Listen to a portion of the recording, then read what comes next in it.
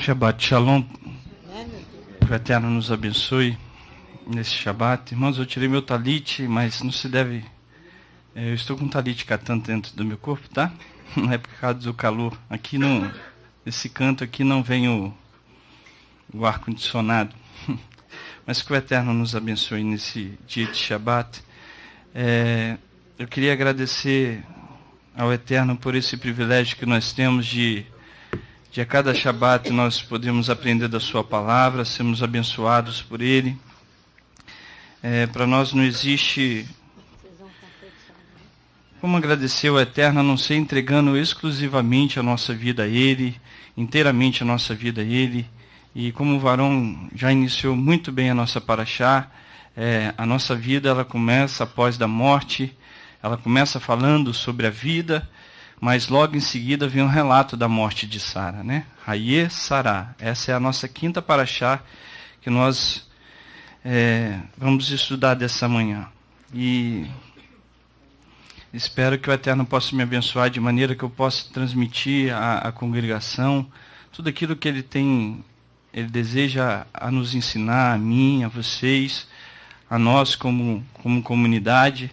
E eu sei que nós estamos aqui porque Ele nos considera como filhos, a quem quer bem, a quem quer que nós venhamos evoluir espiritualmente. E que o Eterno possa nos abençoar, não somente a nós que aqui estamos, mas os nossos irmãos da internet.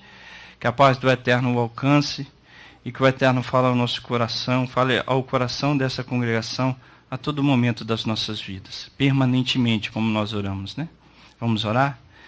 Eterno, nós queremos te bendizer pelas tuas bênçãos, pela tua fidelidade, por esse Shabbat maravilhoso, ó Pai, onde nós temos a oportunidade de aprender da tua palavra, pelo sacrifício, Senhor, que nós fazemos a todos os dias, glorificando e exaltando o teu nome. Nós pedimos perdão, Senhor, pelos nossos erros, por demorar, ó Pai, a entender as coisas espirituais. Mas o Senhor, com a tua misericórdia, tem nos julgado, mas sempre acompanhado com a tua misericórdia, falando aos nossos corações, de maneira, Senhor, que nós temos a oportunidade de retornar inteiramente para o Senhor a todo momento. Que o Senhor possa fazer com que venha florescer a nossa natureza espiritual, a nossa vida divina, ó Pai, que como teve Sara, que mesmo após a sua morte, a paraxá fala sobre a vida de Sara. Fala sobre algo, Senhor, que não morreu com o seu corpo físico, mas que permaneceu até hoje durante os nossos dias, onde o Léo muito bem falou, Senhor, que Provérbios 31, verso 10, escrito por Salomão, ele tinha à mente a vida de Sara. Assim também, ó Pai, que seja na vida das mulheres da tua casa o exemplo da nossa matriarca, um exemplo de submissão primeiramente ao Senhor, também ao seu marido, também, ó Pai, as promessas que o Senhor fez à família, aos nossos pais espiritual e até o final da sua vida. Ela trabalhou ativamente, ó Pai, para o cumprimento dessas promessas. Que seja assim para conosco, que nós venhamos entender a Tua palavra e a todo momento venhamos trabalhar para que as Tuas promessas venham se cumprir.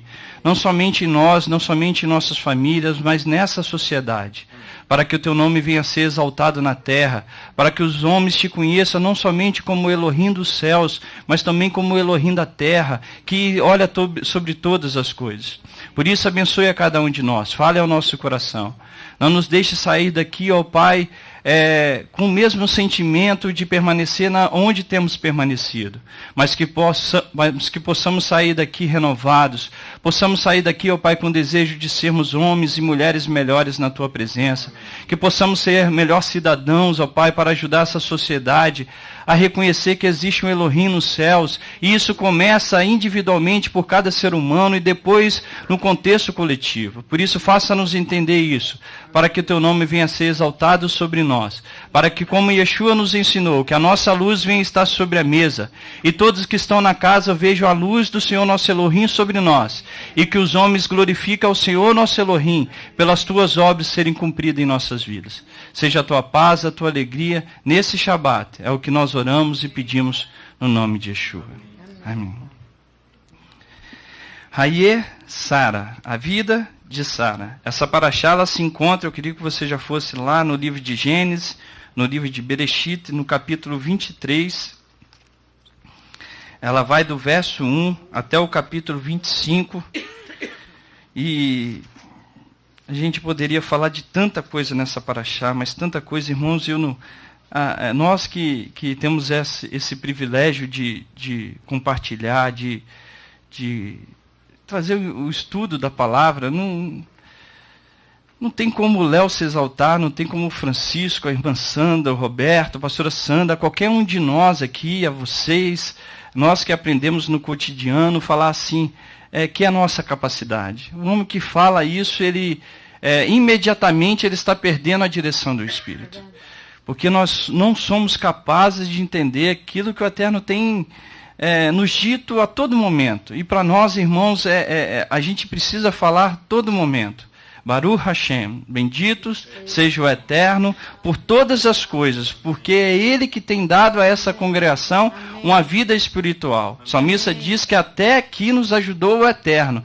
Isso quer dizer, sim, que tem uma responsabilidade, um contexto que nós precisamos agir, mas tudo provém do nosso Criador. Todo dom alto é o que Paulo fala, todo bom dom vem do Criador dos céus e da terra. Que o Eterno possa ser exaltado a todo momento, a cada paraxá, e que o seu nome venha a ser glorificado sobre as nossas vidas. Eu vou fazer só um pequeno resumo dessa paraxá, para que a gente possa iniciar o estudo, e eu vou dar o título aqui da paraxá. Hayé Sara começa com a morte de Sara na idade de 127 anos, e a busca de Abraão por um local apropriado que fosse digno de receber a sua esposa Sara, uma mulher virtuosa. Abraão recusa-se a aceitar a generosa oferta, que você vai ver aqui, vai acompanhando comigo em Gênesis, no capítulo 23, que aqui fala do relato da morte de Sara, e logo em seguida Abraão ele se empenha a todo momento de dar um lugar apropriado para uma mulher virtuosa e para ele também, para a sua descendência, que outros também foram enterrados ali. Abraão recusa aceitar a generosa oferta de Efron, de dar-lhe a caverna de Macpela, que fica em Hebron, sem custo algum. E Abraão termina por pagar uma enorme soma de dinheiro pelo terreno, onde finalmente sepulta a sua amada esposa. Abraão envia o seu servo, aqui no verso 24, Eliezer, de volta a seu país de origem e a sua família, a fim de encontrar uma esposa compatível para Isaac. Não compatível no sentido de ser iguais, mas compatíveis de ter o mesmo parecer, o mesmo entendimento, o mesmo objetivo, a mesma meta. Chegando à cidade de Padã Aram, se não me engano, Eliezer alinhava um plano pelo qual conseguirá selecionar uma moça recatada e generosa, apropriada para o filho de seu senhor, Isaac. Eliezer reza a Elohim para que ele conceda sucesso nessa missão. Isso aqui está no capítulo 24, tá? Fazendo o plano funcionar. Decide ficar à beira do poço da cidade, esperando uma moça que lhe ofereça água a ti e a seus camelos. Essa pessoa que dar-se-ia ao trabalho de puxar água para um estranho e seus 10 camelos, indo além do cumprimento do dever, certamente possuía um belo caráter, um belo atributo de uma serva de Elohim. Embora vivia numa terra idólatra, mas ela tinha algumas características que a fez ser reconhecida como uma mulher apta para ser a mulher de Isaac. Rebeca, passa pelo teste e após receber presentes enviados por Abraão, ela leva Eliezer à casa de seu pai. Eliezer conta os eventos do dia à família da moça e pede a Rebeca que volte com ele para se casar com Isaac. Ela aceita e eles se casam. Por final, como o papel de Abraão como pai do povo judeu estava completado, ou seja, ele estabeleceu o cumprimento de tudo que o Eterno tinha determinado a ele, e ele ainda dá uma continuidade da sua descendência. Ele não termina a sua obra, mas ele deixa ela continuar, ela se perpetuar. O manto da liderança agora é passado para Isaac. E essa porção se encerra com a breve genealogia dos filhos de Abraão com a sua esposa Quetura. E depois ele morre aos 175 anos. Esse é o resumo da nossa paraxá. Eu coloquei, irmãos, e você vai ver que toda essa paraxá, como ela tem uma... como eu já compartilhei e os irmãos aqui já falaram, realmente a paraxá ela é presente nas nossas vidas. A cada paraxá nós vivenciamos o que ela realmente deseja a falar no nosso coração. Eu coloquei o título da paraxá da seguinte forma: construindo um amor permanente, um amor duradouro. Vou repetir o título: construindo um amor permanente, um amor duradouro. Parece lindo esse texto, né? Parece uma utopia, vamos dizer assim, algo não alcançável, né, Léo? Mas é muito alcançável para aqueles que realmente trabalham para encontrá-lo. Construindo um amor permanente. Aí eu quero iniciar essa paraxá, porque o varão muito bem aqui falou, o varão está aqui não, né? O varão muito bem falou, Hayê Sará, a vida de Sara. Se você observar no capítulo 23, o título da paraxá é o que inicia o verso 23. Os anos da vida de Sara, Hayê Sará. Foram 127 anos. Vamos ler até o 20, olha só. Os anos da vida de Sara são 127 anos. Morreu Sara em Kiriat Rabar, que é Hebron, na terra de Canaã, e veio Abraão lamentar Sara e chorar por ela. Depois se levantou Abraão de diante de sua esposa morta e disse aos filhos de Et: estrangeiro e peregrino sou entre vós. Dá-me o direito de um lugar de sepultura entre vós, para que eu sepulte a minha morta. Responderam os filhos de Et a Abraão: ouve-nos, meu senhor.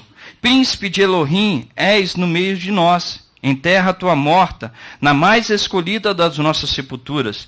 Nenhum de nós te vedará a sua sepultura, para enterrares a tua morta. Então se levantou Abraão e prostrou-se em terra diante do povo da terra, diante dos filhos de Et, dizendo-os: se é de vossa vontade que eu sepulte a minha morta, ouve-me e intercedei por mim junto a Efron, filho de Zoar, para que ele me dê a caverna de Maquipela, que possui no fim do seu campo, que dê a mim pelo devido preço, em posse de sepulcro no meio de vós. Ora, Efron, o heteu, estava sentado no meio dos filhos de Et, e respondeu a Abraão, aos ouvidos dos filhos de Et, de todos os que entravam pela porta da cidade, dizendo: não, meu senhor, ouve-me, o campo te dou. Também te dou a caverna que nele está, na presença dos filhos do meu povo te dou. Sepulta a tua morta. Então Abraão se inclinou diante do povo da terra e disse a Efron, aos ouvidos do povo da terra: se te agrada, ouve-me, peço-te. Darei o preço do campo, toma de mim e sepultarei ali a minha morta. Respondeu Efron a Abraão: meu senhor, ouve-me, um terreno de 400 ciclos de prata, que é isso entre mim e ti? Sepulta ali a tua morta. Abraão concordou com os termos de Efron e pesou-lhe a prata de que se tinha falado aos filhos de Et. 400 ciclos de prata, moeda corrente entre os mercadores. Assim o campo de Efron, que estava em Macpela, em frente de Mané, o campo e a caverna que nele estava, e todo o arvoredo que nele havia, e todo o limite em redor, se confirmaram a Abraão por posse na presença dos filhos de Et, de todos os que entravam pela porta da sua cidade. Depois sepultou Abraão a sua mulher Sara na caverna do campo de Macpela, em frente de Mané, que é o Hebron, na terra de Canaã. Assim o campo e a caverna que nele estavam foram confirmados a Abraão pelos filhos de Et em posse da sepultura. Lindo esse texto, né? Muito profundo também, que às vezes a gente não... Lendo esse texto a gente não consegue compreender o tamanho do seu significado. Mas a pergunta a se fazer, irmãos, que o varão iniciou aqui falando Hayê Sara, a vida de Sara. Por que a paraxá começa a falar? A paraxá poderia, pastora Sandra, iniciar falando da morte de Sara. Ela não precisa falar, e Sara viveu 127 anos. Poderia falar, Sara morreu e no final, e os tempos da sua vida foram 27 anos. Mas ela, 127, né? Falei 27? 127 anos. Ou seja, o que a Torá quer nos ensinar? A Torá está querendo nos ensinar que Sara deixou um legado que não morreu com seu corpo físico. Sara deixou algo que era espiritual, que se tornou permanente, que se tornou duradouro. Hayê Sara, vida de Sara. Se nós perguntarmos o que quer dizer vida, se nós formos no dicionário, nós teremos um significado bem lógico do conceito. O período do tempo que decorre desde o nascimento até a morte dos seres. Um ser inanimado, ou seja, um ser sem vida, ele não possui vida, como o próprio contexto que eu acabei de falar está dizendo. Mas se eu perguntar para algumas pessoas, elas podem me dar um outro contexto de vida. Se eu falar assim, o que é vida para ti? A pessoa pode falar, Francisco, vida para mim é obter uma satisfação pessoal. Vida para mim é eu poder viajar e conhecer vários países. Vida para mim é eu poder ter uma satisfação profissional. Vida para mim é eu dar boas coisas à minha família. Ou seja, poderemos ter vários conceitos, mas eu quero tirar um conceito dentro da Paraxá e um contexto bíblico. Porque tudo isso que eu acabei de dar de conceito de vida, que as pessoas dão esse conceito. Se você perguntar o que é vida para uma pessoa que não tem o discernimento da palavra, ela vai fazer que é viver feliz, que é obter fidelidade, é ter prazer neste mundo. Talvez esse seja um aspecto de vida, mas todos vão cair dentro desse contexto que eu dei aqui do dicionário. Que vida representa o período do tempo do nascimento até a morte. Então esse contexto não se encaixa dentro de Sara. Raie Sara, vida de Sara. Se Sara estivesse estabelecendo vida dentro de algo que era físico, que era o seu corpo, nesse momento a Torá não ia falar da vida de Sara, porque o corpo cessou. Se eu falar que vida é ter felicidade, a felicidade cessa. Se eu falar que vida é eu ter o prazer de viajar e ir para diversos lugares, isso cessa. Se eu falar que vida é satisfação pessoal e profissional, tudo isso cessa. O grande pergunta que precisamos fazer, o que é o contexto de vida? Por que Sara, a Paraxá fala, é Raie Sará? Mas quando perguntamos o que é vida, eu até coloquei aqui, existem vários conceitos. Conforme lemos acima, o conceito de vida é o período do tempo que decorre do nascimento até a morte. Mas se Sara morreu, por que a Paraxá fala Raie Sara? Aí é a pergunta que eu quero segurar, irmãos. Por que a Paraxá fala Raie Sara? A vida de Sara. Essa pergunta eu quero responder para a congregação e o Eterno respondeu para mim no final desse estudo.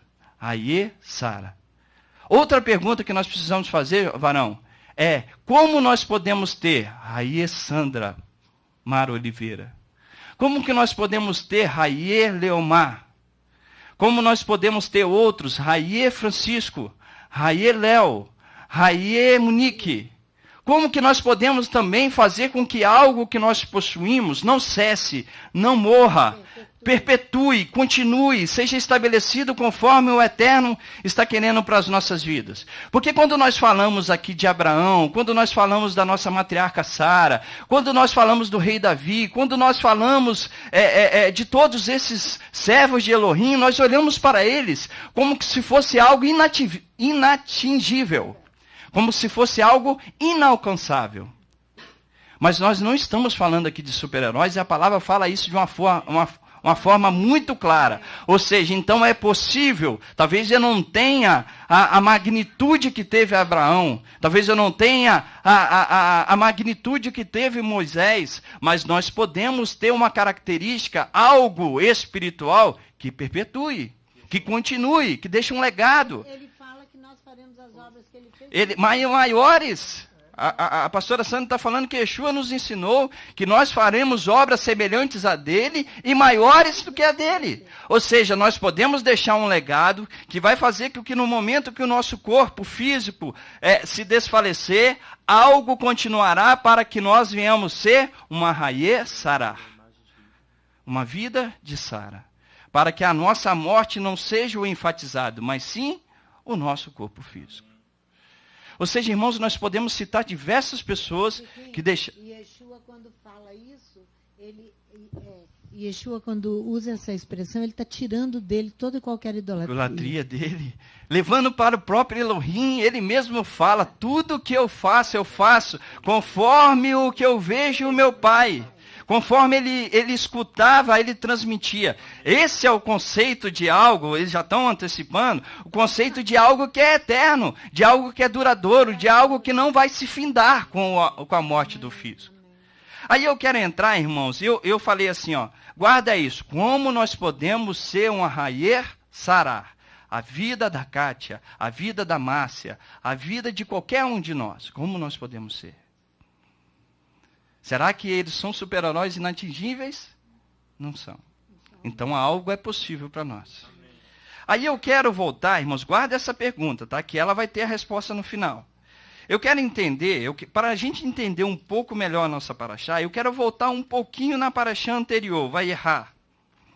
Que aí ele mostrou, não é isso o significado?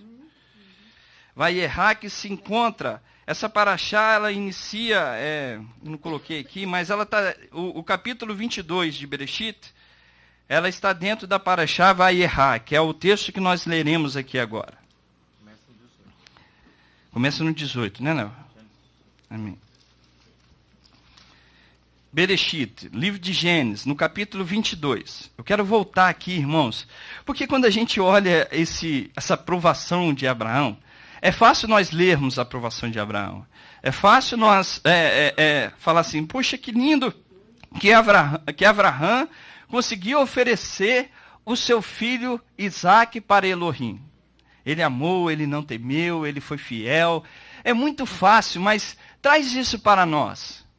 O Eterno nos pede uma coisa tão menos significativo, tão menos significativo, que não nos faz sermos obedientes, quanto mais chegar a esse tipo de provação, onde Elohim pede o seu próprio filho. E eu vou falar aqui 3 características de Abraão que o fizeram ser aprovado nessa grandiosa, severa aprovação que ele sofreu. Muito, muito séria.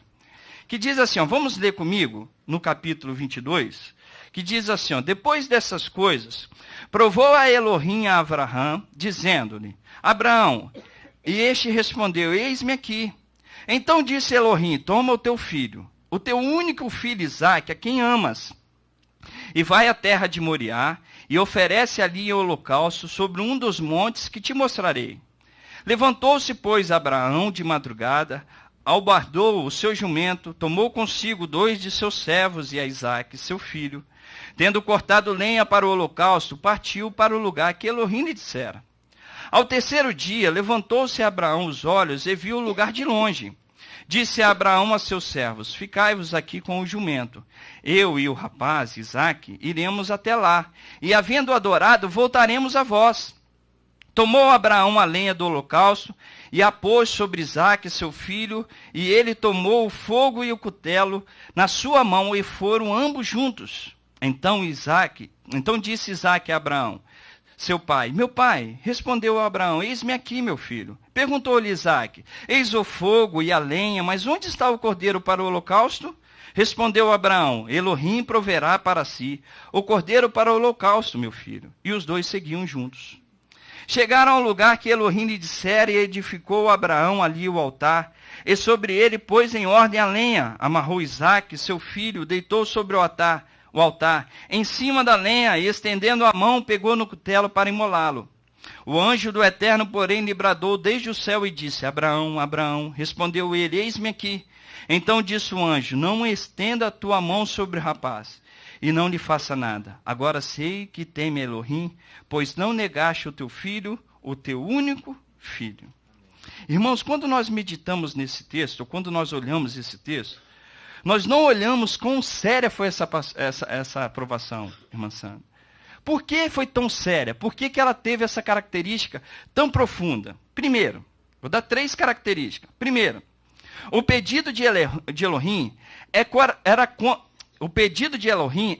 tudo que Abraão tinha conhecido do Criador.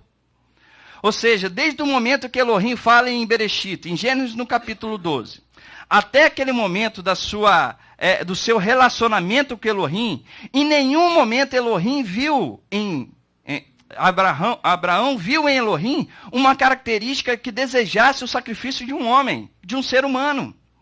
Ou seja, primeira coisa, Abraão não encontrou em Elohim aquela característica. Elohim está pedindo ele para que ofereça o sacrifício de um ser humano. Segundo ponto. O sacrifício de humanos não era uma prática mencionada para os padrões da época de Abraão, pelo menos até onde eu conheço. Eu conheço a história da Bíblia, eu não sei a questão histórica, mas o relato de sacrifício humano, pelo menos no período de Abraão, não tinha relato. Não tem relato. Existiram após Abraão, mas no período dele, não. Então, ou seja, Elohim faz um pedido que não é característica dele com o relacionamento que ele tinha com Abraão. Depois, Jorge, ele faz um pedido que é contrário a toda a concepção das nações pagãs que viviam no período de Abraão. E terceiro, que é o mais sério, esse pedido de Elohim é contrário à promessa que Elohim fez a Abraão. É contrário. Abraão, de ti serão benditas todas as famílias da terra. A sua descendência será como as estrelas nos céus e como a areia do mar, de maneira que ela se torna incontável. Ou seja, o pedido não é uma característica de Elohim, é contra uma prática da sociedade e é contra a promessa que Elohim fez a Abraão.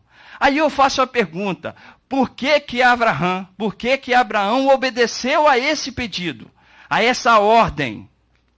É uma pergunta a fazer, né, pastora Sandra? Por que Abraão aceitou? Irmãos, é nessa característica que eu quero atentar, porque essa aqui é a última provação de Abraão. É a 10ª de todas as provações que ele vivenciou. Aí a gente pode perguntar, por que Elohim não trocou essa 10ª e colocou ela na 3ª provação? Por que não colocou ela na 1ª? Por que não colocou na 2ª? Se você observar as provações vivenciadas por Abraão, você vai ver que as dificuldades elas se tornam nas provações finais. E são maiores. Porque são maiores. O grau de exigência, pastora Sandra, é maior. Amém. Porque está sendo recepcionado por Abraão maiores bênçãos no seu cotidiano. E as suas provações, o grau de dificuldade se torna maior com o passar do tempo. Elohim, na sua sabedoria, pede algo a Abraão que ele era capaz de cumprir. Amém. Quando Elohim está pedindo a mim e você qualquer coisa, irmãos, qualquer coisa, nós temos capacidade e totais condições para que venhamos cumprir aquilo que ele está pedindo. Isso é um fato verdadeiro nas nossas vidas. E obediência, não vamos chegar nessa parte. Ou seja, havia ali um grau de exigência maior no final. Mas eu quero mostrar aqui, era contra uma característica conhecida de Abraão com Elohim, era contra a prática da sociedade, era contra a promessa. Mas quais eram as características que fez com que Abraão conseguisse ser aprovado nessa grande provação, nesse grande teste? Vamos observar, irmãos. Olha só. Aqui existe, nesse mesmo texto, existe 3 características de Abraão que são maravilhosas, que são essenciais para mim e para você. Se você observar... Ele deixou para sua descendência. Ele deixou, pode falar, pastora Sandra. Não, ele deixou para sua descendência. Ele deixou isso aqui para a sua descendência. E quem é a descendência de Abraão? A nação de Israel, pela qual nós fazemos parte por Yeshua HaMashiach. Ou seja, essa herança, ela faz parte de nós. Pelo menos é o que Paulo fala. A todo momento, em Gálatas, em Efésios, em Romanos, ele fala que nós somos participantes dessa herança. De uma forma coparticipante, mas somos participantes. Existe aqui um legado deixado por Abraão. Existe um legado aqui para as mulheres da congregação deixado por Sara, que diz, Raie Sara, a vida de Sara, algo de Sara perpetuou, não morreu no seu corpo físico. Algo de Abraão, que não é só algo, é muitas coisas de Abraão, foi deixado, não foi terminado, não foi sepultado com ele, mas permaneceu. É contínuo. São as obras. Né? São as obras. Aí aqui eu quero mostrar essas 3 características, irmãos. Olha só.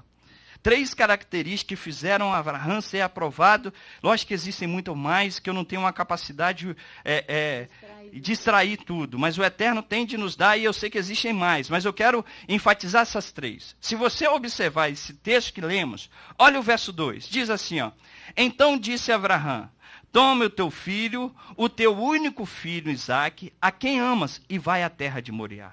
Oferece em holocausto sobre um dos montes que eu te mostrarei. É a certeza da fé, a certeza da ordem. Irmãos, se Abraão tivesse qualquer dúvida de quem estava dando aquela ordem, ele não teria feito. Amém. É a certeza de saber. Aqui a gente olha, aqui a gente olha para Paraxá, a gente está lendo assim, ó, e disse Elohim. Você acha que Elohim chegou assim, ó, ô Abraão, você está me escutando? Ei, oferece o teu filho. Irmãos, é algo que nós vivenciamos no nosso dia a dia. É lógico que a presença de Abraão, de Elohim para com Abraão, é muito maior do que hoje nós possuímos, isso é fato, mas não é algo que nós não podemos alcançar. Elohim estava falando com Abraão, Jorge, e ele compreendeu certinho a ordem, a certeza da fé, a certeza daquele que está dando uma ordem, a confiança. Ele é o momento do cumprimento. É a certeza, é a fé. Guarda isso. Primeira característica, a certeza, a fé. Segunda característica, olha aqui comigo. Deixa eu só... Olha o verso 5. Irmãos, quando você vai sacrificar alguém, a única pessoa que vai retornar aqui deveria ser quem? Você. Só eu. Se eu for sacrificar meu filho, quem deveria retornar? Somente eu. A não ser que eu traga meu filho morto.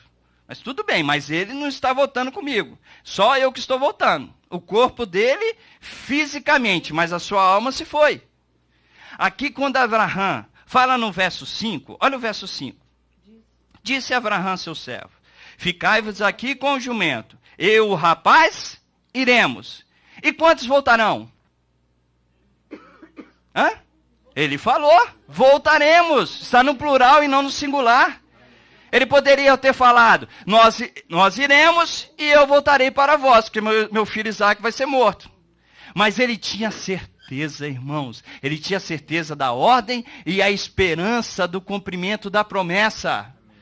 A Brit Hadashah chega a dizer que quando Abraão estava levando o seu filho, ele tinha certeza que Elohim ia ressuscitar Isaque. Eu não lembro onde está esse texto, mas fala na Brit Hadashah. Ou seja, Abraão, ele teve a certeza da mensagem, ele teve a fé, a confiança na mensagem e ele teve a esperança que o cumprimento da promessa iria se cumprir se ele obedecesse. Mesmo que o pedido parecesse contrário à promessa, mas ele tinha a esperança de que aquilo ia acontecer. Quando você escuta o Eterno falando, se eu não me engano, em Gênesis capítulo 18, sobre que da descendência dele, de Sara, seria a sua descendência, a palavra fala assim, e creu Abraão e isso lhe foi imputado para justiça. A pergunta fala, por que foi imputado para justiça? Porque mesmo todas as adversidades, Abraão creu. Tudo o contrário, ele acreditou. Sara podia estar velha. Sara poderia ter passado o seu período menstrual. Sara poderia estar sem toda a estrutura física. Abraão, mas ele creu. No momento que Elohim falou com ele, ele falou, tá, Senhor, eu não estou vendo nada do que o Senhor está me prometendo. É visível aos meus olhos, mas eu creio. Eu creio que no futuro o Senhor fará essa promessa. Aqui, Abraão, no momento em que Elohim pede teu filho Isaque, ele creu, ele teve a esperança que Elohim ia dar continuidade à promessa feita em Bereshit capítulo 12. A fé e a esperança. O terceiro, que é o mais importante, está no verso 12 que diz assim, ó, então disse o anjo, não estendas a tua mão sobre o rapaz e não lhes faça nada. Agora sei que temes a Elohim, pois não me negaste o teu filho, o teu único filho. Aqui fala do amor. Amor. Porque, irmãos, quando o contexto, Léo, aqui da nossa tradução, dá um contexto de temor. Abraão está obedecendo, porque ele acha que se ele não realizar esse ato, Elohim vai vir e vai dar um castigo. Essa não é uma característica daquele que realmente está adestrado na palavra de Elohim. Não é uma característica. Abraão, quando ele ouve a mensagem, ele tem a certeza. Quando ele vai ao cumprimento, ele tem a esperança que a promessa irá se cumprir. Aqui ele vai cumprir aquilo que o Eterno determinou. Ele faz isso por amor. por amor ao seu Criador. O seu Criador faz um pedido que é contra aquilo que ele já conhecia de Elohim. O seu Criador faz um pedido que era contra aquilo que ele vivenciava na sociedade. E o seu Criador faz um pedido que era contra a promessa que ele tinha feito a Abraão. Mas ele faz pela fé, pela esperança e pelo amor. Quando eu vi esses três contextos, esses três conceitos, ou esses três atributos de Abraão, na hora veio o texto de capítulo 13 de 1 Coríntios. Vamos lá ler comigo? Você quer falar, Léo? Francisco, Amém. Vamos enquanto a gente vai lá no... Deixa eu só fazer uma pergunta, Léo. Respondem todos. Qual é o título da paraxá? Não, desculpa, eu fiz errado. Qual é o título do estudo? Construindo um amor verdadeiro. Amém. Construindo um amor permanente e duradouro. Verdadeiro, como o Léo falou. Francisco, quando você vai para o sacrifício, a expectativa sua e também do Eterno é que você volta do sacrifício com vida. Quando Abraão leva Isaac ali para o sacrifício, a expectativa dele é que ambos voltassem com vida, por causa da promessa da sua descendência que ele faz justamente para o seu filho. Amém. Então, quando eu e você vamos para o sacrifício, a expectativa minha e sua é que nós voltemos do sacrifício com vida. Irmãos, o que é mais maravilhoso do que o Léo está falando, quando a gente olha no período de Yeshua e Yeshua ressuscitando, isso já tinha acontecido na Haftarah, nos profetas. Francisco. O sacrifício vai matar neguinho. Calma aí que eu não vou chegar lá, pastor. Olha só, quando nós olhamos a questão que o Léo acabou de falar, de que Abraão, no momento que ele vai oferecer Isaac, ele tinha plena certeza que Isaac voltaria com vida. Ou seja, se ele vai imolar, ele vai matar. Se ele vai matar e ele acredita que vai viver, então houve uma ressurreição. Alguém morreu e ressurgiu. Quando a gente observa esse conceito, a gente vê que nos profetas, isso já ocorreu. Eliseu fez isso. É factível. O profeta fez. Quando a gente olha para o nosso tempo, a gente fala, o profeta fez, Yeshua fez. A gente não tem relato de ressurreição do morto no período de Abraão. Não sei se ele tinha visto, não sei se ele tinha presenciado. Era algo novo para o seu presente. Era algo que ele não tinha vivenciado, mas ele cria. Ele tinha esperança. Já existia no seu coração. Ele sabia em quem ele cria e o poder naquele que ele cria. Não pôs, Jorge. Não pôs em resistência, porque era um servo. Era um homem obediente que sabia do cumprimento juntamente. Rapazinho, não. Mais de 20 anos aqui no momento do sacrifício. Mais de 20 anos. Ou seja, era um homem capaz de ser mais forte que o seu pai, que já era idoso. Eu poderia sair correndo, irmãos.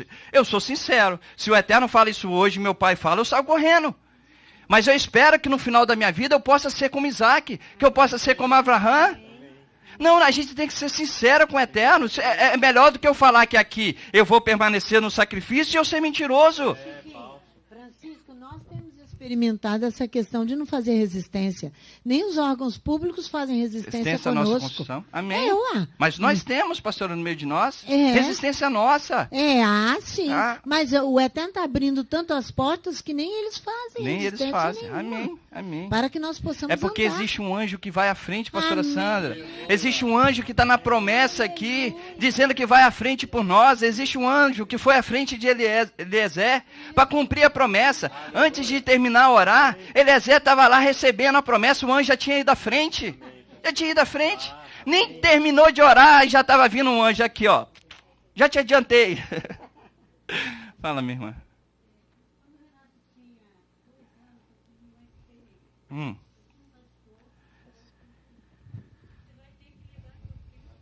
Vai lá. Uhum.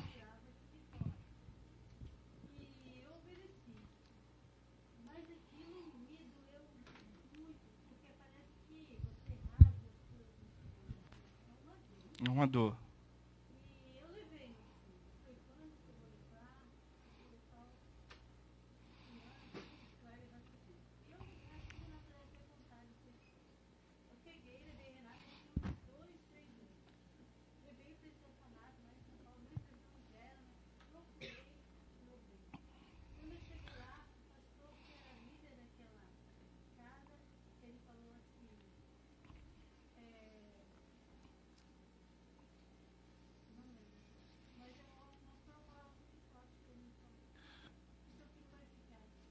Amém. Para cumprimento.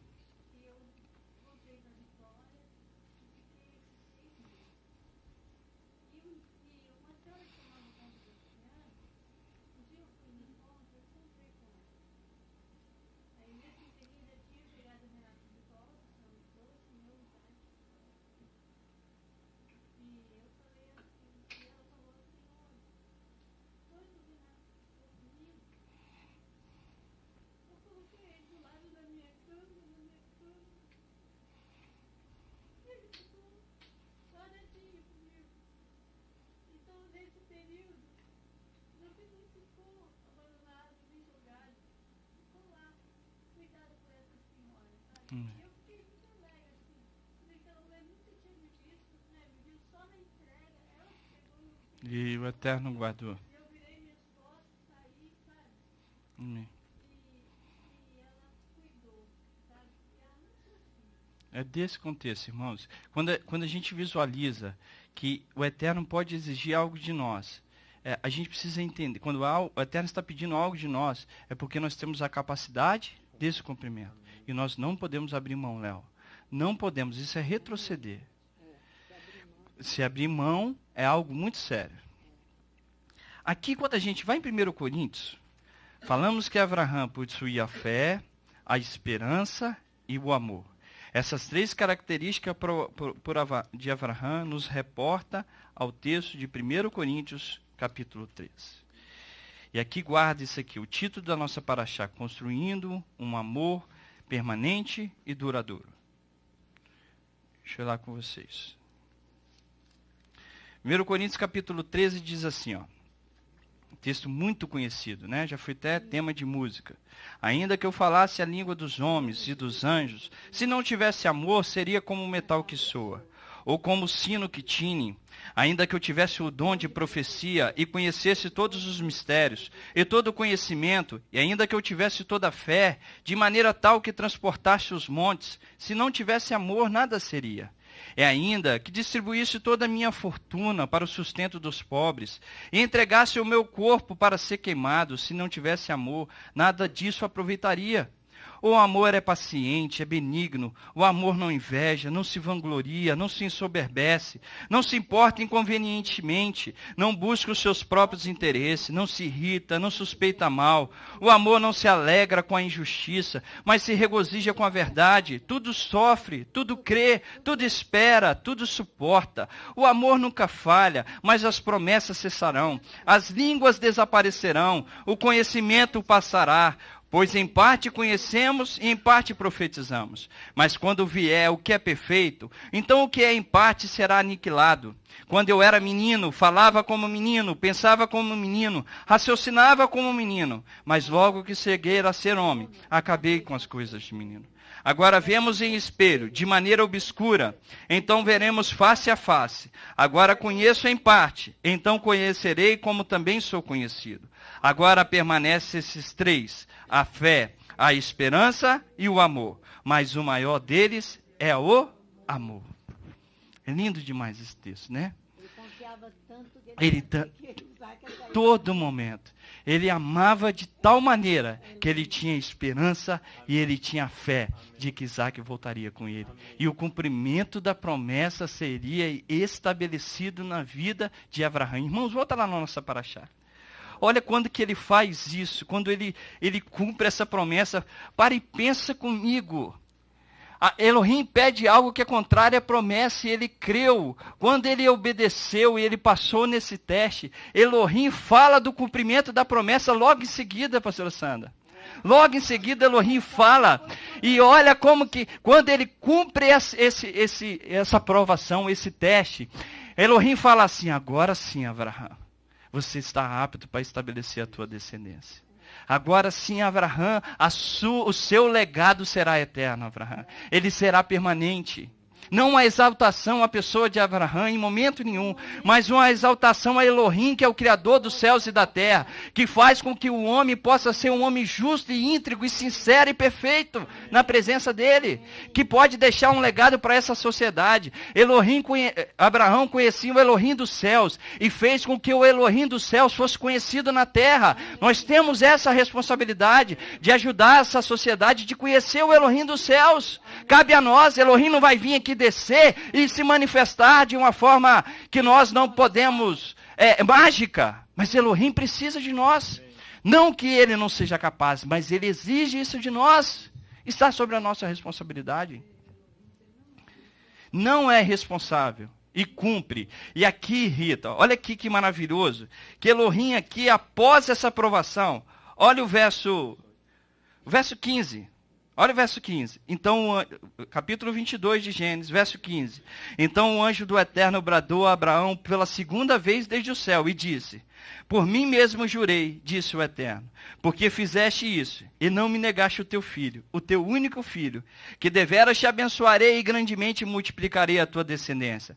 Como as estrelas do céu e como a areia que está na praia do mar, a tua descendência tomará posse da cidade dos teus inimigos, e em tua descendência serão benditas todas as nações da terra, porque obedecestes a minha voz. E Elohim confirma logo em seguida esse cumprimento. Olha o que ele recebe notícia. Lê o que ele recebe de notícia. Leia para mim, Léo, no microfone. Versículo 19.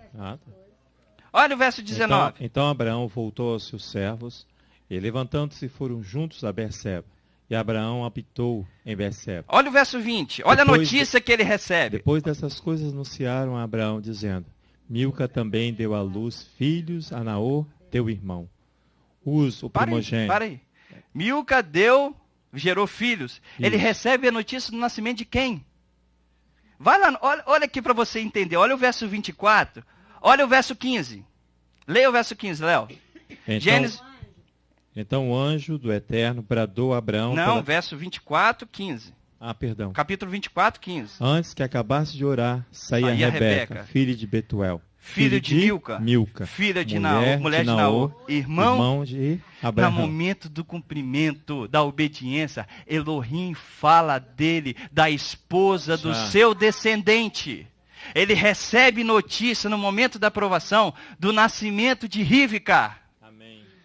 Ele recebe a notícia que a sua descendência irá continuar, irá perpetuar, irá dar continuidade. No momento do cumprimento da obediência, Elohim fala: assim a tua descendência perpetuará. Amém. E Elohim estabelece e dá a notícia de Rebeca.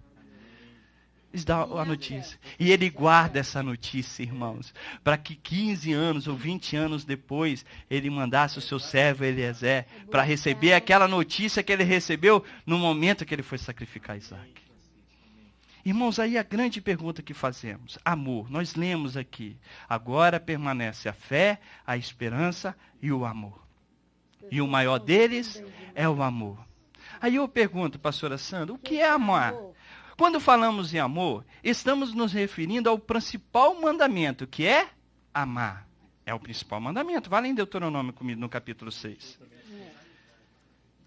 Na sua Bíblia você pode rasgar esse contexto, mas tudo bem. Porque esse amor aí não é só... Já está falando que é caridade. Sazon, é de Sazon, né? Isso. É o amor. Não, essa aí não dá para cantar. Mas esse é o amor. A pastora está cantando aquela música de Zezé de Camargo. É o amor. É esse amor, irmãos. Olha o que o mundo quer transmitir. Eu não vou falar, não, senão eu vou adiantar minha pregação, meu estudo. Em Deuteronômio, no capítulo 6, irmão, você vai ver como que o Eterno está falando conosco. E o Eterno confirmou isso de manhã de uma maneira muito tremenda que eu vou compartilhar com vocês, hein? Deuteronômio no capítulo 6, verso 4, diz assim, escuta que o Eterno está falando conosco, de uma forma tremenda, e é algo que nós precisamos, aquele que tem ouvido, e escute o que o Espírito está falando. Nós precisamos tomar uma posição espiritual, senão passará de nós a oportunidade. Irmãos, isso é fato. A gente precisa entender, pastora Sandra, que nós não podemos vir aqui com um simples contexto de eu vou para a comunidade, eu vou para a congregação, fiz minha parte. Já fui para a congregação, ali vi minha consciência. Já fui no Shabat de manhã, no volta à tarde, e ele acabou. irmãos, você está prestes a perder a oportunidade da salvação. Eu vou falar por que isso. Em Deuteronômio, no capítulo 6, verso 4, diz assim: ouve, ó Israel, o eterno nosso Elohim é o único eterno. Amarás o eterno do teu Elohim de todo o teu coração e de toda a tua alma e de toda a tua... Amarás, verhafta et Adonai. Verhafta, amarás o eterno teu Elohim. Amar. Se você for lá em Marcos, no capítulo 12, o nosso Mashiach Yeshua HaMashiach nos ensina que este é o maior mandamento. Ele amplia. Marcos 12.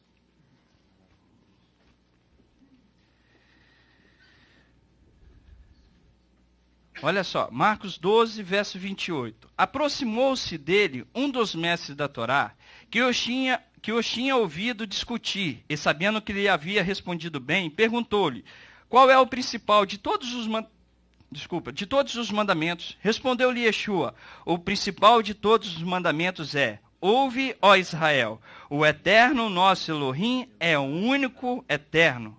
Amarás o eterno teu Elohim de todo o teu coração, e de toda a tua alma, e de todo o teu entendimento, e de todas as tuas forças. O segundo é, amarás ao teu próximo como a ti mesmo. Não há outro mandamento maior do que este. O amor está presente nos dois mandamentos. Amar ao eterno teu Elohim, e amar ao teu próximo como a ti mesmo.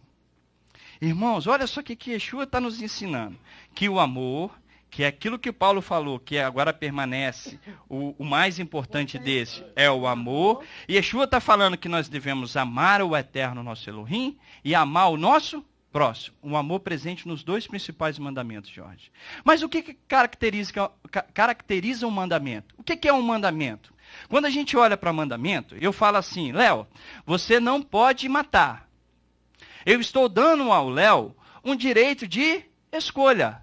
O que caracteriza o mandamento é o direito que eu, Francisco, e você, congregação, que nós temos de escolher entre aceitar o mandamento ou não aceitar o mandamento.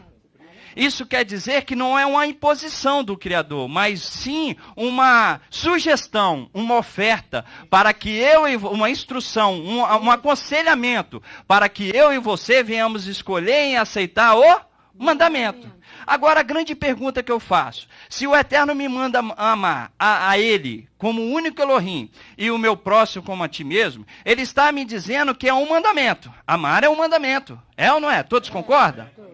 Temos que amar. Como que eu consigo, Rita? Como que eu consigo escolher entre amar e não amar? É algo interno. É algo do coração. Como que eu vou falar assim, Léo, eu te amo. Léo, não te amo mais. Léo, eu não gosto da Rita. Rita, eu quero te amar. Como que eu vou falar se é algo interior? Se é algo que eu não tenho controle de tirar e pôr, pastora Sandra? É algo que é interno. Eu não consigo falar, quero amar. Não é um passo de mágica. Não é um estalar de dedo. É algo que está dentro do meu interior. Aí eu faço a pergunta, como que um mandamento trata-se de um livre-arbítrio? Como que eu posso escolher se eu não tenho como fazer com que eu venha amar ou que eu venha odiar? A pergunta, irmãos, como que nós podemos? Nós vamos chegar a essa resposta. Hã? Calma, Rita. Olha só, o que caracteriza um mandamento, na verdade, é o fato de termos o direito de observá-lo ou não. Não é uma imposição, mas sim uma sugestão, uma oferta, Jorge.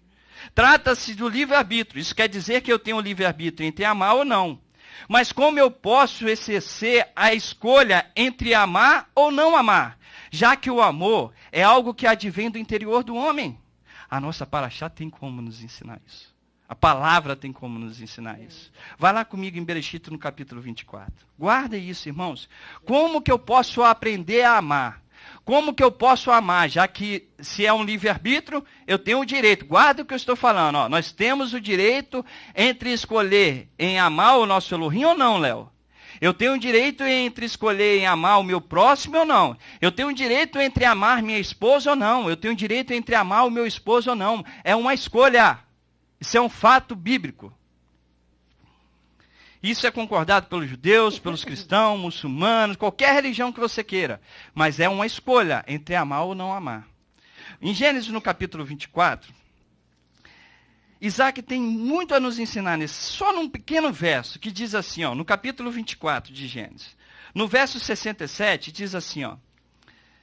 Só o verso 67. Isaac levou Rebeca para a tenda de Sara, sua mãe, e ele a amou, e Isaac foi consolado depois da sua morte. Irmão, se você perceber esse verso, você vai ver que existe uma sequência que é fora do padrão praticado. Primeiro Isaac casou, Rebeca se tornou sua mulher, e ele a amou. Aqui numa tradução mais original diz assim, ó, Isaac trouxe para a tenda de sua mãe, Sara, e ela lhe foi por esposa, e ele a amou. Poderia ser o inverso. Poderia estar assim a paraxá. Isaac amou, levou Rebeca para a tenda da sua mãe, e eles se casaram. Não, mas a Torá, ela não faz nada sem um sentido de trazer um ensinamento para nós. Ele pega a sua Rebeca, leva para a tenda da sua mãe, ela se torna sua esposa e ele a ama. Irmãos, esse sentido, essa sequência tem muito a nos ensinar. Você já viu um texto que fala assim, ó, o amor que é intenso é aquele que é um amor à primeira vista. Esse é um amor que é intenso, mas é passageiro. É paixão. Ele é intenso, mas é passageiro. Sabe por quê? Porque quando você ama alguém à primeira vista, o próprio amor fala, amor à primeira vista. Eu vi o quê? Eu vi uma aparência. Eu vi algo que não é duradouro. Eu vi algo que com o passar do tempo vai se perder. Uma primeira vista que com o tempo eu não vou conseguir manter esse amor. Ou seja, o meu amor, ele é à primeira vista, é aquilo que eu vi. Mas com o tempo essa vista vai passar, ela vai mudar. A característica do que você viu vai ficar mais enrugada, vai ficar mais difícil, mais cheio de pelanquinha. E você vai perder, não vai ficar duradouro, não vai ser permanente. Irmãos, estou falando mentira. Vai trocar por uma mais nova, porque você está acostumado ao amor à primeira vista. Nós estamos da mesma forma, da mesma situação. Nós queremos o amor instantâneo. Eu creio em Yeshua Hamashi, eu amo a Elohim, eu saio igual cantando, amo a Elohim, mas não quer, só quer o amor à primeira vista. Vai conviver, vai ver as qualidades. Irmãos, não estou aqui para exaltar a minha vida nem da Flávia, mas a cada dia eu amo mais a minha esposa, porque eu consigo descobrir nela as qualidades que o Eterno tem dado. Espero que ela também possa me amar mais. Espero. Mas aqui não estou falando só de casamento. Não estou, espero. Não precisa responder não, ela guarda para ela ali. É algo intrínseco. Ela não precisa me expor. Oi. Isso é vista cansada, né? A mim, Léo. No mundo de hoje, ensina que o amor à primeira vista é o amor intenso, porém esse tipo de amor não é duradouro. O próprio nome diz amor à primeira vista. Isaac está ensinando o verdadeiro significado do amor. Guarda isso aqui, hein? Quantas vezes estamos nos apaixonando de uma forma instantânea? Começamos um relacionamento de uma maneira fervorosa e acabamos esfriando com o passar do tempo. Eu estou falando dos casais, estou falando para nós, mas principalmente eu estou falando do amor a Elohim. Eu não vim aqui falar de reunião de casais. Eu estou querendo mostrar um exemplo de um amor de Isaac para com Rebeca.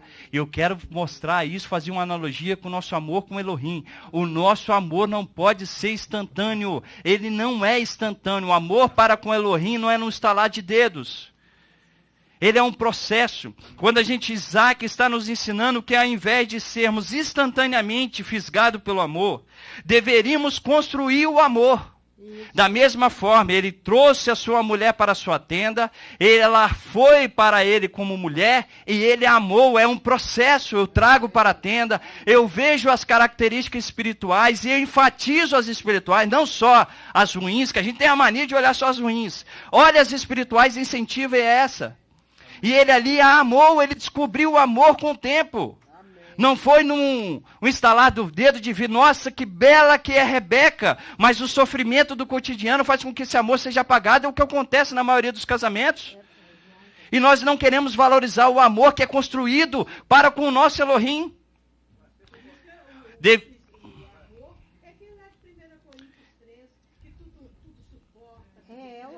Tudo espera. Amém, Rita? Por isso que a Rita, o amor verdadeiro é aquele que suporta, aquele que crê, aquele que tudo espera. Eu não estou falando aqui de casais somente. Eu estou falando do nosso amor para com o Elohim. E eu vou já adiantar vocês que eu vou passar um pouquinho do tempo, mas eu não sairei daqui de falar tudo que eu tenho que falar. Sem responder. Quando você está vendo um jogo de futebol que tem prorrogação 30 minutos, você fica com prazer. Agora nós vamos falar aqui da palavra que vai nos trazer vida. Amém. Todos os dias. Amém. Amém. Instantâneos. Amém. Tinha que a gente deixa de amar, né? Ó. Deveríamos construir o amor. Eu vou voltar aqui no que eu li, hein? Presta atenção. Olha só. Isaac está nos ensinando que ao invés de sermos instantaneamente fisgados pelo amor, deveríamos construí-lo. Um relacionamento de amor deve ser dinâmico. Guarda isso, irmãos. Olha só. Um relacionamento de amor deve ser dinâmico. Não deveríamos mergulhar no amor e depois vê-lo cair de intensidade. Este versículo que nós lemos, que Isaac trouxe para a sua tenda, para a tenda de sua mãe, e ela se tornou por esposa e ele a amou, está nos dizendo que Isaac se casou, ele recebeu Rebeca como esposa, construiu juntamente com ela um amor duradouro. Porém, no início, o amor estava apenas começando. Apenas começando. Ele ia aprender pela característica, Jorge. Ele ia aprender pelas características espirituais. Se ele tivesse visto, a grande questão, se você falar para mim assim, Jorge, você tocou no assunto que eu quero comentar. Jorge está falando assim, eu queria ver se ele não tivesse amado. Aí se o Jorge chega para mim e fala assim, Francisco, eu queria que você fosse no Rio de Janeiro e comprasse um carro para mim. O que eu vou falar para você, Jorge? Jorge, que carro que você quer comprar? Jorge vai falar assim, Francisco, quero um carro preto. Não deixa de ser preto. Eu quero um carro grande, não pode ser pequeno. Eu quero um carro econômico. Ou seja, Jorge vai me dar a característica daquilo que eu quero obter. Eliezer, toda a instrução, quando ele vai escolher Rebeca, ele não chega e fala, Senhor, manda uma mulher formosa. Qual é a oração dele? Ele fala assim, Senhor, a mulher que eu disser, para dar água a mim, e ela oferecer água a mim e aos meus camelos, essa mulher é o que o Senhor escolheu para o meu Senhor. Porque ele sabia que essa era a característica que Isaac esperava da mulher. De servir de algo que era contínuo. Ele estava num serviço, mas ele sabia qual era a característica que o seu servo, que o seu senhor Isaac, esperava de uma mulher. Ele não chegou a falar, eu quero uma mulher mais linda. É muito fácil. Mas eu quero uma mulher com características espirituais. Amém. Porque era o que Isaac esperava dela. Tanto que ele leva para a tenda de Sara, seja igual a minha mãe, não igual às mães de hoje em dia, mas igual a minha mãe de servir ao Criador acima de tudo. Por isso que ele leva para a tenda de Sara, deixa o legado, guarda o Shabat como minha mãe guardava, servia a Elohim como minha mãe servia aos seres humanos como minha mãe servia. Eu quero essa característica. Seu amor por Rivka crescia cada dia. Seu amor era real. Não era estático, nem diminuiu de intensidade, dependendo do que Riva estava vestindo, ou da sua circunstância, ou da sua beleza. Era um amor duradouro, um amor que deveríamos tentar imitar constantemente, para com o nosso Elohim. Lógico que você pode fazer essa analogia para a tua vida conjugal, mas eu estou falando para o nosso Criador. Precisamos construir, Léo. Agora eu falo, como que eu construo? Até botei aqui, não estamos no estudo aprendendo somente o amor entre o homem e a sua mulher, mas sim sobre o amor entre o ser humano e o seu Criador. E nisso Isaac tem muito a nos ensinar. O amor não era estático. Francisco, nós já aprendemos aqui que existe um amor menor e um amor maior. Você está falando do amor maior. Um amor maior, que nós precisamos todos, sem exceção, trabalhar por ele, lutar por ele e tê-lo como meta, objetivo principal das nossas vidas.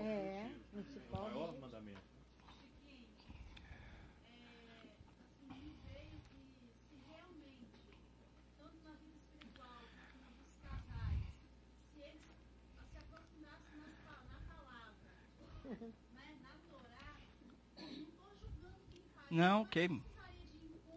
Ah, sim. Aleluia, Amém. glória O encontro a de Deus. casais, minha irmã, ele é esporádico. Ele é, daqui um mês eu tenho, daqui 6 meses, é um carnaval, né? É um período que eu vou lá e vou trabalhar o psicológico. O Eterno está querendo trabalhar o que é espiritual nas nossas vidas. Aí, minha irmã, aí que vai entrar o que você está falando. O amor não é estático. Você sabe qual que é o significado de estático? Vou ler. Ó. Em estado de repouso, imóvel, sem se mover, parado. É um amor parado. Estático, Léo. Ele não se move. Ele não se move.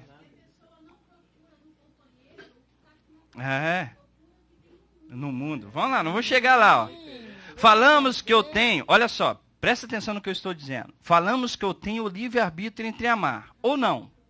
Esse livre-arbítrio está entre ser dinâmico ou ser estático. Ser evolutivo ou ser destrutivo. Ser progressivo ou ser regressivo. Isso quer dizer, para ser mais claro, até eu coloquei aqui, ó, é impossível o homem amar a Elohim sem a oração, Aleluia. sem a tzedakah, Aleluia. que é a justiça social. Eu botei em hebraico aqui, sem a tefilá, que é a oração, sem a tzedakah, que é a justiça social, e sem a Torá, que é a obediência. Essas características precisam ser constantes e permanentes. Isso é ter um amor não estático, mas um amor progressivo, para que nós venhamos a alcançar o amor ao nosso Criador. Essas características precisam estar conosco, não esporadicamente, mas permanentemente em nossas vidas. Aí sim, no final das nossas vidas, nós vamos alcançar o que Elohim quer de nós, que é o amor para com Ele.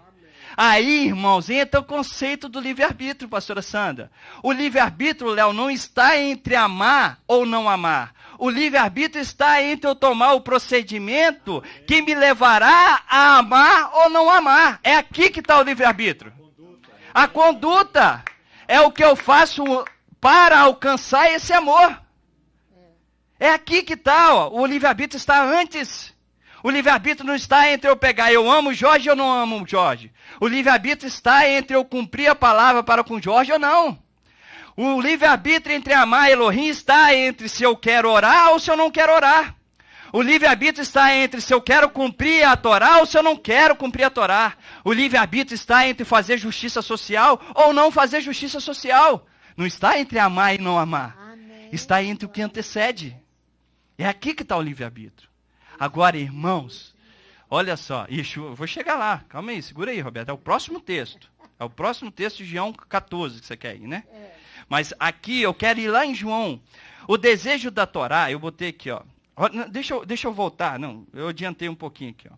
A livre escolha em amar está em escolher e aceitar os procedimentos que antecedem o amor e que me levam ao amor. Ou seja, para amá-lo é preciso obedecê-lo. E assim o amor será construído. O amor não é instantâneo. O amor não se adquire para aquele que ora na segunda e só segunda. O amor não se adquire naquele que ora só no Shabat e no Shabat. O amor não se adquire naquele que pratica a justiça social em apenas um momento da vida. O amor é construtivo e não instantâneo. O amor não se constrói naquele que aceita Yeshua e vive no pecado. O amor é construído. Eu vou te mostrar que foi construído. Você lembra de Pedro? Que Yeshua chega... Foi Pedro? Pedro? Pedro, tu me amas? Pedro, tu me amas? Sim, Senhor, te amo. Apacenta minhas ovelhas. Segunda vez. Pedro, tu me amas? Sim, Senhor, te amo. Apacenta minhas ovelhas. Terceira vez. Pedro, tu me amas? Sim, Senhor, te amo. Ele já estava muito triste. Já estava triste, é o que a palavra fala, eu estou te contando. Ele falou com alegria. Apacenta as minhas ovelhas. Tu sabe, ele sabe mesmo, por isso que ele perguntou 3 vezes. Ainda precisava construir um amor, Pedro, tanto que ele nega. Isso, e precisava ser uma coisa urgente. Urgente. Por isso que é 3 vezes. Irmãos, nós precisamos observar que o Eterno está querendo nos mostrar algo que se nós não tomarmos uma posição, passará de nós. Se Ele está nos falando é porque nós temos a oportunidade de amá-lo. Esse procedimento precisa ser imediato. Amém. Amém. Aí você tem o versículo seguinte. Eu vou ler. Pode falar. Seguinte, Então vamos lá. Êxodo, João 21. Vamos lá comigo. Isso. Olha como é que ele fala com Pedro ali. Agora eu vou contar o sonho que eu tive. Espera aí. Que aí, irmãos, está a grande questão. Deixa eu contar o sonho antes. Vamos lá. Vai. João 21, vou contar. Eu vou contar. João 21, no capítulo 15, depois de terem comido, Yeshua perguntou a Simão Pedro: Simão, filho de João, amas-me mais do que estes? Ele respondeu: sim, Senhor, tu sabes que te amo. Disse-lhe: apacenta minhas ovelhas. Tornou a perguntar-lhe: Simão, filho de João, amas-me? Respondeu: sim, Senhor, tu sabes que amo. Disse-lhe Yeshua: apacenta as minhas ovelhas.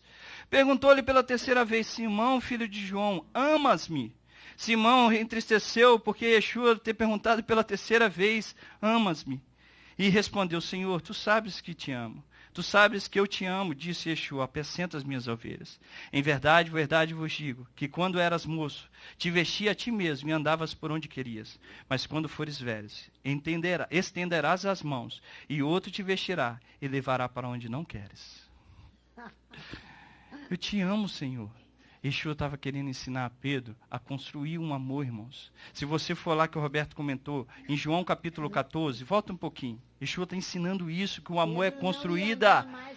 Não ia. É isso que ele está falando. Ele vai andar. Você não vai. Quando você era criança, você vestia o que queria, fazia o que queria, pensava como menino, raciocinava como menino, mas como se tornou velho, deixei para trás as coisas de menino. É o que nós lemos em 1 Coríntios 13. Amém. E João, no capítulo 14, no verso 15, diz assim, ó: se me amais, guardareis os meus mandamentos. Eu rogarei ao Pai, e ele vos dará outro Consolador, para que esteja convosco para sempre. O Espírito da verdade, que o mundo não pode receber, porque não vê nem o conhece. Mas vós o conheceis, pois habita convosco e estará entre vós. Não vos deixarei órfãos, verei para vós. Ainda um pouco e o mundo não me verá mais. Mas vós me vereis, porque eu vivo, vós também vivereis. Naquele dia, olha o verso 21. Aquele que tem os meus mandamentos e os guarda, este é o que me ama. E quem me ama será amado de meu Pai. E eu também o amarei e o manifestarei a ele. Irmãos, agora eu vou contar o sonho que eu tive às 8 horas da manhã de hoje. Francisco, você estava dormindo até às 8 horas? Eu fiquei estudando até às 5h30. Aí eu cheguei e fui dormir. Eu falei com a minha esposa, falei: Flávia, quando der 9h20, você me chama, porque eu vou tomar banho e nós vamos para a congregação. Aí eu fui dormir. Quando deu 8 horas da manhã, eu tive um sonho que nós estávamos numa casa com vários cômodos. Olha a semelhança, com vários cômodos. E vários irmãos, tinham uns parentes meus também. E nessa casa com vários cômodos, tinha um espaço que era uma garagem. E eu estava numa parte mais alta, e estavam os levitas nessa parte mais alta, estava a pastora Sandra. Eu só lembro da pastora Sandra e do irmão Alberto. E quando acabou os levitas, eu ia pegar esse estudo e ia compartilhar para a congregação. Esse estudo. Aí a pastora Sandra falou assim: meu filho, eu preciso tomar meia hora da tua palavra. Eu falei: mas pastora Sandra, meia hora? Eu preciso. Aí eu já estava descendo. Ela falou: você ensina à noite. Eu já estava descendo. A pastora Sandra entendeu. Meu filho, volta, ensina. Eu comecei a ensinar. Irmãos, quando eu comecei a ensinar, o microfone não saía som. O irmão Alberto vai e tenta consertar o microfone. Aí eu tento puxar o microfone para mais perto, porque eu queria ver todas as pessoas. Havia pessoas que eu só via janela, 2 janelas, eram cômodos, né? Eu via uma janela e outra janela, e eu via a cabeça de alguns. E nesse espaço da garagem tinha alguns parentes meus. E eu tentava e eu comecei a falar e ninguém ouvia. Eu falei assim: eu não vou ficar nesse negócio não, eu vou descer para o meio do povo. E desci. Quando eu desci, igual nós fizemos ontem, como havia vários cômodos, aí meus parentes já tinham ido embora. Eu não quero ouvir essa mensagem. Quando eu cheguei dentro da casa, eu parei num cômodo onde todos pudessem me ver. Aí nesse cômodo, eu cheguei assim: irmãos, eu sei que vocês não querem ouvir essa mensagem, mas eu quero compartilhar com vocês, porque é injusto. Eu estou até 5h30 estudando, e eu não sabia que era 5h30. Eu não sabia que era 5h30. Eu estou até 5h30 estudando e eu estou pagando um preço para que vocês ouçam. Nesse momento, tinha os homens num quarto vendo televisão, tinha as mulheres num quarto vendo outra televisão, e tinha as crianças no mesmo quarto das mulheres vendo outra televisão, uma do lado da outra. Aí eu fiz a grande pergunta, irmãos. Como que nós conseguiríamos conquistar o amor com Elohim, gastando naquilo que não nos fará amá-lo, que não é pão, que eu li Isaías 55 com vocês. Como que nós podemos amar, irmãos, se nós não queremos orar? Como nós queremos amar Elohim se nós queremos gastar o nosso prazer vendo televisão a todo momento, que ensina a prostituição, que ensina a violência, que ensina o desrespeito à paz e às mulheres. Como nós podemos amar? Eu não estou falando que essas coisas não podem ser para nós, mas como nós não aprendemos, não temos a disciplina de saber discernir o momento que pode e não pode, nós não podemos ter. Porque nós não temos a capacidade de falar, não, Senhor, eu preciso ter a oração contínua para que eu aprenda a te amar.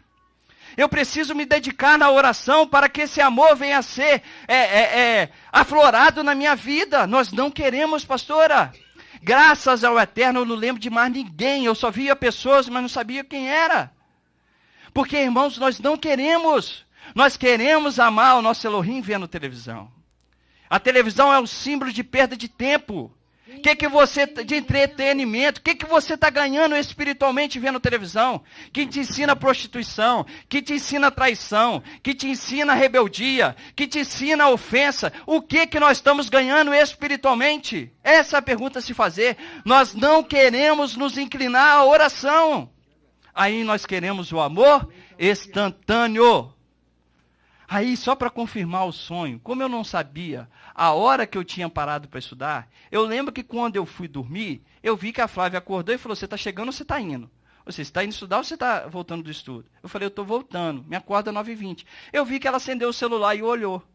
Eu falei assim, meu amor, o que eu te falei no sonho de manhã? Eu acordei 8 horas e eu falei assim, meu amor, eu tive um sonho que é totalmente dentro da Paraxá. Aí eu perguntei a ela, que horas que eu acordei? Ela falou assim, 5h30.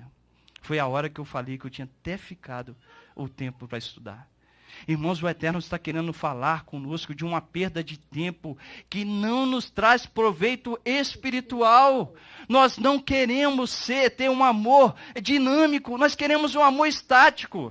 Nós não queremos trabalhar a todo momento para a salvação da nossa alma. Abraão tinha 175 anos e até o final, por que Isaac, um homem de quase 40 anos, não foi procurar a esposa? Mas Abraão estava preocupado a todo momento em cumprir a palavra, em cumprir a promessa. O seu amor era dinâmico, não passou com a idade. Não. Se você olhar aqui, vai lá em Bereshit no capítulo 24. Nem com as doenças. Nem com a idade, nem com as doenças de idoso. Esses dias eu estava com uma reunião com uma pessoa do banco, e ele me falou uma característica do pai e da mãe dele. E eu falei, realmente, é assim. Ele falou assim, minha mãe é uma pessoa ativa, é uma pessoa que estuda, é uma pessoa que quer viajar, que quer passear, acorda cedo, dorme tarde, minha mãe é totalmente ativa. Meu pai não. Meu pai quer dormir, meu pai só fala que eu vou viajar, que vamos para Nova York, passar uma semana, ele nem quer saber. Nem quer saber. Possivelmente, meu pai morrerá mais cedo que minha mãe. Porque a mente humana, ela foi feita para trabalhar, para ser ativa. A nossa, irmãos, se falar fisicamente requer de nós que venhamos ser ativos, quanto mais no mundo espiritual. O Eterno está querendo que nós venhamos ser ativos, dinâmicos. Abraão aqui no verso 24. No verso 24, no verso 1 diz assim, os anos da vida de Sara, verso 24, 1. Ora, era Abraão já idoso e avançado em anos. E o Eterno em tudo o havia abençoado. Mais próximo do original diz assim, e Abraão estava idoso, imerso na sua vida diária. Imerso na sua vida diária, imerso nas promessas, imerso na sua vida diária de oração, imerso no cumprimento da vontade, imerso na justiça social, imerso para que ele alcançasse o amor que ele teve na oferta com Isaac. Mas nós não queremos estar imersos. Irmãos, Eu não estou falando que nós não queremos, mas nós precisamos tomar uma posição. O Eterno requer isso de nós, que nós viemos ser ativos. Você sabe de onde que tira esse conceito? Se você olhar que Elohim fala assim, me farão um santuário para que eu habite no meio de vocês. Somos nós já compartilhamos isso, somos nós que temos que construir esse santuário. Depende de nós também. Depende que venhamos ser ativos a todo momento. Aí sim, se eu sou ativo, se eu tomo o procedimento, Jorge, da oração, se eu tomo o procedimento da justiça social, continuamente, que a pastora Sandra vai ensinar isso mais tarde, continuamente, nós temos toda a capacidade de alcançar o amor. Mas se eu quero fazer esporadicamente, o meu amor é esporádico da mesma forma. Esporádico da mesma forma. Lê. Peraí. Oséias 6, versículo 3, fala dessa progressão, né, desse crescimento. Conheçamos e prossigamos em conhecer ao Eterno. Como alva será a sua saída, e ele a nós virá como a chuva, Amém. como a primeira chuva que rega a terra. Amém. Por isso que eu li, irmãos, aqui antes de iniciar Isaías 55. Nós estamos gastando o nosso tempo com aquilo que não é pão, pastora. E nós pagamos por isso ainda. Eterno está falando, vinde comprar sem dinheiro, de graça, algo para a salvação da vossa alma, ele fala em Isaías 55, mas nós gastamos o dinheiro naquilo que não nos traz proveito espiritual. Aí para nós encerrarmos, que está a resposta da nossa pergunta, Haye Sara. No sermão profético, né? O princípio das dores, Cristo citou escrito, olhai por vós, que não aconteça que os vossos corações carreguem de glutonaria, de embriaguez, cuidado da vida. O próprio Jesus está advertindo sobre isso. Então, Cuidado da vida. Amém. Isso. E a gente...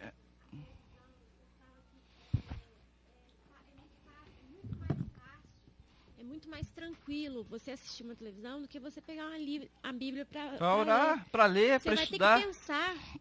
Lírio, eu posso dar um testemunho para vocês, irmãos? Eu vou falar aqui, mas você sabe por que eu não tenho televisão na minha casa? Você sabe por que eu tirei? Porque eu não sei ter disciplina. Eu não sei ter disciplina de falar, Senhor, eu vou parar de ver jornal. Eu não vejo novela, eu não vejo futebol, mas eu ia falar assim, eu quero ver o jornal. Eu via jornal da Record, eu via da Band e via da Globo. E assim eu perdi meu tempo. Vendo só desastre, vendo só porcaria. Eu prefiro tirar, vai embora. Se eu não sei ter disciplina, eu vou aprender sendo o extremo. Depois, quando eu aprender a ter disciplina e ver que eu já aprendi, eu vou botar para dentro da minha casa. Aí sim, irmãos, é esse o contexto. Vamos trabalhar para aquilo que é proveitoso, que vai nos fazer ser dinâmicos.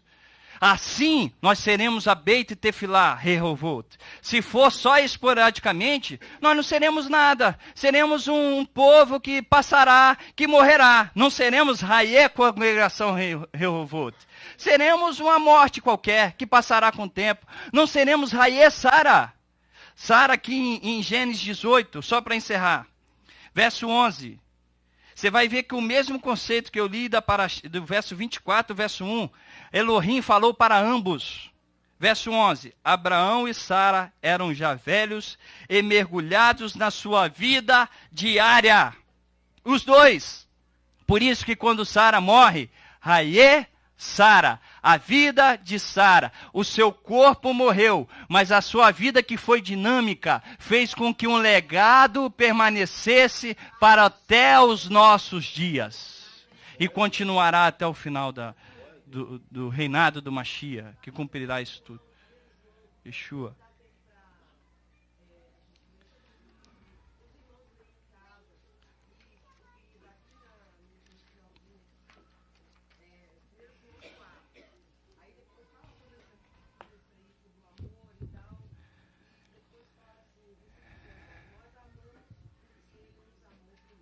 Amém, amém, amém. Nos amou primeiro e requer de nós que nós venhamos tomar toda atitude para que venhamos aprender a amá-lo. Oi, meu irmão.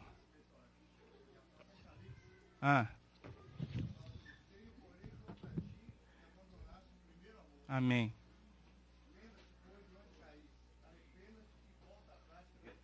E retorne. Amém. Retorne às primeiras obras.